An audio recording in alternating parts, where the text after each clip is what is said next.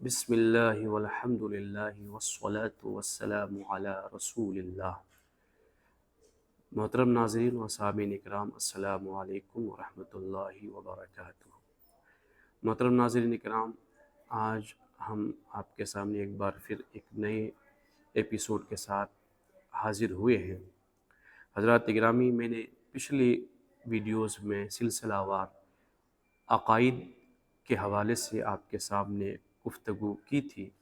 حضرات اکرامی، تفصیلاً تو نہیں، لیکن میں نے اپنے علم کی بساط کے مطابق اجمالاً اور تفصیلاً ان دونوں کے بیچ میں نے آپ کو عقائد کے حوالے سے گفتگو سمجھانے کی کوشش کی تھی۔ امید ہے کہ آپ نے پچھلی گفتگو سے ضرور فائدہ اٹھایا ہوگا۔ حضرات اکرامی، عقائد کے بعد جو ایک مسلمان کے ذمے، صحیح عقائد کے بعد، ایمان کے بعد جو ایک مسلمان کے ذمے، ہر مسلمان کے ذمے آتا ہے، وہ اللہ کی اطاعت اور بندگی ہے۔ ظاہر سی بات ہے، جب مسلمان عاقل بالغ ہو جاتا ہے تو اس کے ذمے شریعت کے احکام متوجہ ہو جاتے ہیں، وہ مکلف ہو جاتا ہے شریعت کی نظر میں۔ تو حضرات اکرامی، لہٰذا ہر مسلمان کو جہاں عقائد کی معلومات ضروری ہے، وہیں عقائد کے بعد اس کو اللہ کی عبادت کی پہچان، اللہ کی معرفت بھی ضروری ہے، اللہ کی عبادت کرنا بھی ضروری ہے۔ اور اللہ کی عبادت کیسے ہو حضرات گرامی؟ تو اب جب تک آدمی کو علم نہیں ہوگا، اس وقت تک آدمی اللہ کی عبادت صحیح سے نہیں کر سکتا ہے، کیونکہ بغیر علم کے عبادت ناممکن ہے۔ یہی وجہ ہے کہ علم دین، اتنا علم حاصل کرنا جس سے کہ مسلمان اپنی عبادتوں کو صحیح طریقے سے ادا کر سکے، اتنا علم دین سیکھنا ہر مسلمان پر فرض ہے۔ ایسا نہیں کہ وہ عالم پر یا باپو پر ہی فرض ہے۔ میرے آقا علیہ الصلوۃ والسلام نے ارشاد فرمایا، طلب العلم فریضۃ علی کل مسلم و مسلمہ، یعنی علم دین کا حاصل کرنا ہر مسلمان، مرد و عورت پر فرض ہے۔ یعنی اتنا علم دین حاصل کرنا جس سے آدمی اپنی عبادات کو صحیح طریقے سے ادا کر سکے۔ حضرات اکرامی، اب عبادت کے بہت سارے اقسام ہیں، اس کے بہت سارے ارکان ہیں، احکام ہیں، لیکن ان تمام عبادتوں میں اگر آپ عبادت کی تفصیل دیکھیں تو نماز بھی ہے، روزہ بھی ہے، حج بھی ہے، زکوٰۃ بھی ہے۔ اسی طریقے سے اور بھی بہت سارے جو ہے لوگوں کے حقوق اور معاملات ہیں، لیکن تمام عبادتوں میں سب سے زیادہ اہم عبادت جو ہے وہ نماز ہے، کیونکہ نماز یہ اللہ اور اس کے رسول صلی اللہ علیہ وسلم کو بہت ہی زیادہ محبوب ہے۔ اور آپ جانتے ہیں کہ نماز کے لیے طہارت بہت ضروری ہے، یعنی نماز بھی ضروری ہے، لیکن نماز کے مسائل سے پہلے ہم آپ کے سامنے طہارت، پاکی کے مسائل بیان کریں گے، کیونکہ طہارت کے بغیر نماز نہیں ہو سکتی۔ طہارت نماز کی عظیم شرطوں میں سے ایک شرط ہے، اور میرے آقا علیہ السلام نے ارشاد فرمایا کہ جنت کی کنجی نماز ہے، اور نماز کی کنجی طہارت ہے، یعنی چابی طہارت ہے۔ تو گویا نماز کے لیے طہارت ضروری ہے، اس کے بغیر نماز ہوتی ہی نہیں۔ بلکہ علماء نے بیان فرمایا ہے کہ جو جان بوجھ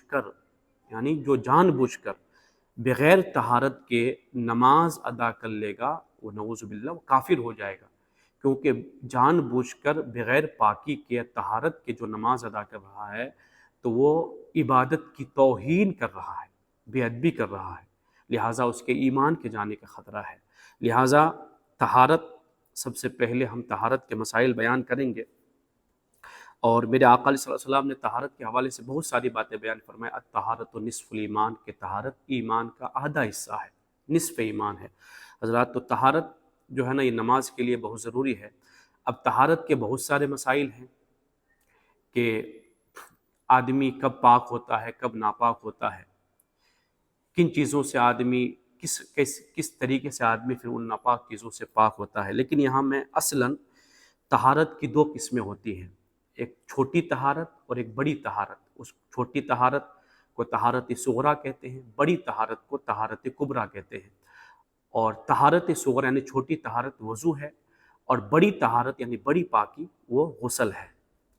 حضرات گرامی، تو آج ہم آپ کے سامنے چھوٹی طہارت یعنی وضو کے مسائل بیان کریں گے، لیکن وضو کے مسائل بیان کرنے سے پہلے میں آپ کے سامنے سب سے پہلے قرآن مجید کی ایک آیت مبارکہ، اس کے بعد حضور اکرم صلی اللہ علیہ وسلم کی کچھ احادیث وضو کی فضائل کے حوالے سے آپ کے سامنے بیان کرنا چاہتا ہوں۔ حضرات گرامی، قرآن مجید میں اللہ نے ارشاد فرمایا، یا ایھا الذین آمنوا اذا قمتم الی الصلاۃ فاغسلوا وجوہکم وایدیکم الی المرافق وامسحوا برؤوسکم وارجلکم الی الکعبین۔ اے ایمان والو، جب تم نماز کا ارادہ کرو تو اپنے منہ کو اور اپنے ہاتھوں کو کوہنیوں تک دھو، اور اپنے سر کا مسح کرو اور اپنے پیروں کو دھو ٹخنوں تک۔ حضرات گرامی، تو پتہ چلا کہ یہ طہارت اور وضو کا حکم اصل میں قرآن مجید میں موجود ہے۔ حضرات گرامی، اب اس کے بعد جب مسلمان کوئی وضو کرتا ہے تو حضرات گرامی، تو ایسا نہیں ہے کہ بھائی ہاتھ پیر دھوئے جا رہے ہیں، چلو ایک نماز کے لیے پاکی حاصل کی جا رہی ہے، بلکہ اگر کوئی صرف وضو ایک ایسی عظیم عبادت ہے اور ایک ایسی اللہ تبارک و تعالیٰ نے نایاب تحفہ دیا ہے وضو کی صورت میں مسلمانوں کو، کہ وضو میں ہی اللہ تبارک و تعالیٰ نے بے شمار بخشش کے اور جو ہے مغفرت کے اور جو ہے گناہوں کو مٹانے کے اور درجات کی بلندی کے بہت سارے اسباب رکھے ہیں۔ یعنی ایک وضو میں ہی انسان کے گناہ مٹتے ہیں، اس کی نیکیاں بڑھتی ہیں، اس کے درجات بڑھتے ہیں، آدمی کی بخشش ہوتی ہے، مغفرت ہوتی ہے، وضو کے ذریعے سے ہی اس کے گناہ بھی جھڑتے ہیں۔ حضرات گرامی، اسی طریقے سے وضو کے ذریعے سے وہ جنت کا بھی حقدار ہو جاتا ہے۔ تو ایسا نہ سمجھے کہ بھئی وضو کر رہے ہیں، چلو ہم نماز کے لیے ہاتھ منہ دھو رہے ہیں۔ یہ ہاتھ منہ دھونا نہیں ہے، ایک عبادت ہے وضو، خود عبادت، اور کیسی عظیم عبادت ہے آپ سنیں گے تو آپ کا دل بھی مچلے گا کہ ایک آدمی جو مسلمان وضو کرتا ہے، اللہ اکبر۔ تو پہلی حدیث میرے آقا علیہ الصلوۃ والسلام نے ارشاد فرمایا کہ کل قیامت کے دن، میرے آقا علیہ الصلوۃ والسلام نے ارشاد فرمایا کہ کل قیامت کے دن قیامت کے دن میری امت اس حال میں بلائی جائے گی، یعنی میری امت اس حال میں آئے گی کہ اس کے منہ اور ہاتھ آثار وضو سے چمکتے ہوں گے۔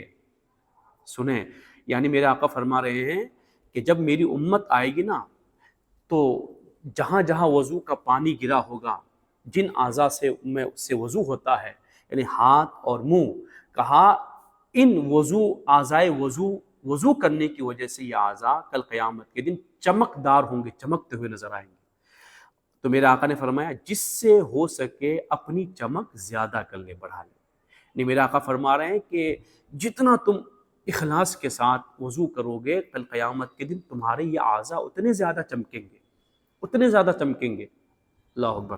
پھر میرے آقا علیہ السلام نے ارشاد فرمایا، اسی طریقے سے ایک اور حدیث پاک میں ہے کہ میرے آقا نے فرمایا کہ جب مسلمان بندہ وضو کرتا ہے، سبحان اللہ، کہ دیکھیں جب وضو کرتا ہے، وضو کی نیت سے وہ بیٹھتا ہے، تو کہا کہ جب وہ کلی کرتا ہے، تو جب وضو کے لیے کلی کرتا ہے، تو جب کلی کر کے پانی گرتا ہے نا، پانی گراتا ہے کلی کر کے، کہا جب وہ کلی کرتا ہے تو کلی کے ساتھ اس کے منہ کے سارے گناہ جھڑ جاتے ہیں۔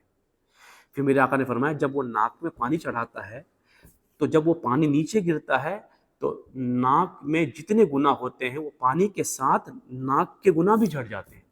پھر میرے آقا علیہ السلام نے ارشاد فرمایا جب آدمی مسلمان بندہ وضو کے لیے منہ دھوتا ہے تو اس کے منہ کے گناہ دھل جاتے ہیں۔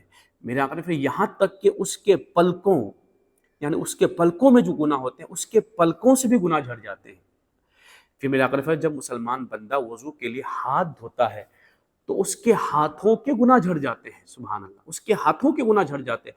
پھر میرے آقا نے یہاں تک کہ اس کے ناخنوں کی جڑ سے بھی گناہ جھڑ جاتے ہیں، سبحان اللہ، ناخنوں کے، انگلیوں کے ناخن جو ہوتے ہیں نا، اس کے پوروں سے، اس کے جڑوں سے گناہ جھڑ جاتے ہیں۔ پھر آقا نے فرمایا کہ جب کوئی بندہ مسح کرتا ہے تو اس کے سر کے یہاں تک کہ اس کے کانوں کے گناہ جھڑ جاتے ہیں۔ پھر میرے آقا نے فرمایا جب کوئی بندہ پیر دھوتا ہے تو اس کے پیروں کے گناہ جھڑ جاتے ہیں، یہاں تک کہ پیروں کی انگلیوں کے ناخنوں سے بھی گناہ جھڑ جاتے ہیں، سبحان اللہ۔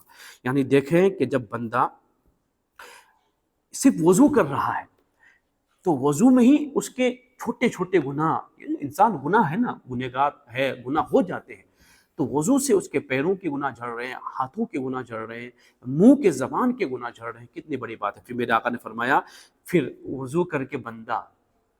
جب وضو کر کے بندہ مسجد جاتا ہے، پھر مسجد جا کر وہ نماز پڑھتا ہے تو یہ نور علی نور ہو جاتا ہے. یعنی پہلے اس نے وضو کیا، وضو میں ہی اس کے گناہ جھڑ گئے، پھر وہ وضو کر کے مسجد جاتا ہے تو اس کے مسجد جانے پر بھی اس کے گناہ جھڑ رہے ہیں، گنہگیاں بڑھ رہے ہیں، درجات بڑھ رہے ہیں. پھر جب وہ نماز کے لیے کھڑا ہوتا ہوگا بندہ، بتاؤ نا پھر اللہ کو کتنا پیارا بندہ لگتا ہوگا، پھر وہ بندہ اللہ کی بارگاہ میں کتنا معزز اور محبوب ہو جاتا ہوگا. اللہ اکبر. تو یہ وضو کرنا، اللہ اکبر، اس کو عبادت سمجھ، اس کی اہمیت کو سمجھیں کہ آپ کو جو آپ 5 ٹائم وضو کر رہے ہیں نماز کے لیے، کوئی بندہ وضو کر رہا ہے یا ویسے بھی وضو کر رہا ہے، تو اس وضو میں کتنے سارے ہمارے روحانی فائدے ہیں. جسمانی فائدے تو ہے ہی، ڈاکٹر کو پوچھا جا کر، میں اس پر نہیں بات کرتا. ایک مسلمان کے لیے سب سے زیادہ فائدہ اخروی فائدہ معنی رکھتا ہے کہ آخرت میں کیا ہے، تو اخروی اور روحانی کتنے سارے فائدے وضو میں ہیں. پھر میرے آقا علیہ الصلوۃ والسلام نے ارشاد فرمایا، اللہ اکبر. ایک بات، ایک حضرت عثمان رضی اللہ تعالیٰ عنہ کے غلام ہیں حضرت حمران، وہ بیان فرماتے ہیں کہ ایک بار سردی کی رات تھی، سخت سردی کی رات، حضرت عثمان غنی رضی اللہ تعالیٰ عنہ کہیں باہر جانے والے تھے تو انہوں نے وضو کے لیے پانی مانگا. میں نے پانی دیا تو انہوں نے ٹھنڈی رات میں، سخت سردی تھی، اور ٹھنڈے پانی سے انہوں نے ہاتھوں کو دھویا اور منہ کو دھویا، یعنی مکمل وضو فرمایا. تو میں نے کہا امیر المؤمنین، یہ دیکھ نہیں رہے اتنی ٹھنڈی رات ہے اور ٹھنڈے پانی سے آپ بالکل پورا وضو کر رہے ہیں، ابھی کیا ضرورت تھی؟ اللہ اکبر. تو عثمانی غنی رضی اللہ تعالیٰ عنہ نے فرمایا کہ سنو، میں نے خود اپنے کانوں سے رسول کریم صلی اللہ علیہ وسلم سے ارشاد سنا ہے کہ میرے آقا علیہ السلام نے ارشاد فرمایا کہ جو بندہ کامل وضو کرتا ہے، یعنی مکمل وضو کرتا ہے، اللہ اس کے اگلے اور پچھلے سارے گناہوں کو بخش دیتا ہے. سبحان. یعنی وضو کرے تو اللہ پچھلے بھی بخش رہا ہے، آگے بھی بخش رہا ہے. یہ کتنی بڑی بات ہے وضو سے، اس وضو کی اہمیت کو سمجھیں. اچھا، اس کے بعد میرے آقا علیہ السلام نے ارشاد فرمایا آخر میں کہیں پر گیا تھا تو کچھ لوگ آج کل شریعت الگ ہے، طریقت الگ ہے، یعنی یہ بات سمجھیں حدیث کہ ہم جو ہے نا وہ لوبان کرتے رہے، جو جتنا گندا رہے وہ اتنا قبل جنت کا حقدار ہے. ان چیزوں سے جنت نہیں ملتی ہے. نماز تو بہت بڑی بات ہے، نماز سے جنت تو ملتی ہے، عقائد صحیح ہو، اگر اخلاص کے ساتھ پڑھی جائے. نماز تو اعلیٰ عبادت ہے، لیکن اس سے پہلے وضو کا مقام سمجھیں آپ. تو لوگ سمجھتے ہیں کہ بھائی وہ چلم چلا کرنا یا اسی طریقے سے ناپاکی رہنا، گندا رہنا، یہ جو ہے نا طریقت والے ہیں، یہ جنت والے ہیں. اس طریقے سے یعنی پاک اور صافی کو، پاکی اور صفائی کو، ستھرائی کو، وہ نظافت کو وہ اہمیت نہیں دیتے ہیں. میرے آقا علیہ السلام نے اور ایک حدیث میں ارشاد فرماتے ہیں کہ جو مسلمان وضو کرے، وہ وضو کر لے اور اچھا وضو کرے، یعنی وضو بھی کرے تو اچھے طریقے سے وضو کرے. اور کیسے اچھا وضو کس طرح سے ہوتا ہے، میں وہ جب وضو کا طریقہ بتاؤں گا اس سے وہ بتاؤں گا. لیکن وضو کرے یعنی صرف اتنا بتاتے ہیں حضور صلی اللہ علیہ وسلم کہ وضو کرے، بات ہو جاتی، لیکن آپ فرما رہے وضو کرے اور اچھا وضو کرے. یعنی وضو کرنے والے بھی بہت ہیں کہ ادھر ہاتھ دھویا، ادھر منہ دھویا، بس پانی ڈال لی، ختم. نہیں، میرے آقا فرمایا ایسا نہ ہو، بلکہ وہ اچھا وضو کرے، یعنی وہ صحیح طریقے سے آزاد ہوئے، ہر ایک چیز کو سنت کے مطابق ادا کرے، اچھا وضو کرے، پھر کھڑا ہو جائے. پھر فرماتے ہیں اور ظاہر اور باطن سے متوجہ ہو کر، یعنی اللہ کی طرف توجہ کر کے، بالکل متوجہ ہو کر وہ 2 رکعت نماز پڑھے. 2 رکعت نماز پڑھے. سنیں، میرے آقا نے فرمایا جو اس طریقے سے کر کے 2 رکعت نماز کھڑا ہو کر پڑھ لے، فرمایا میرے آقا نے فرمایا اس کے لیے جنت واجب ہو جاتی ہے. سبحان. کتنی بڑی بات ہے. لوگ کہتے ہیں کہ بھئی جنت کہاں ملتی ہے، ان چیزوں سے جنت نہیں ملتی ہے، بھلے بھاگے پھرو انہی چیزوں سے جنت. تو یہ کہ رسول اللہ صلی اللہ علیہ وسلم یوں ہی فرما رہے ہیں؟ کیا صرف یہ غیروں کا کام، نعوذ باللہ سنی سمجھتے ہیں کہ وہ یہ جو ہے وہ وہابیوں، نجدیوں یا باطل فرقوں کا کام ہے وضو کرنا، اچھی طریقے سے نماز پڑھنا؟